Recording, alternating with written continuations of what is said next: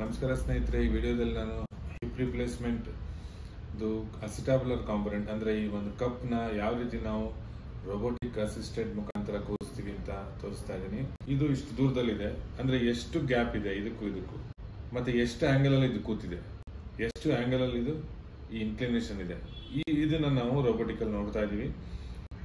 ಈ ಕಪ್ಪು ಇವಾಗ 5 mm ಇದೆ, 4 mm ಇದೆ, 3 mm ಇದೆ, ಮತ್ತೆ ಫುಲ್ ಕೂತ್ಕೊಂಡು ಇದನ್ನೇ ನಾನು ಈಗ ರೋಬೋಟಿಕ್ ಮುಖಾಂತರ ನಾನು ಕಪ್ನ ಪ್ಲೇಸ್ ಮಾಡ್ತಾ ಇರೋದನ್ನ ನೀವು ನೋಡ್ಬೋದು.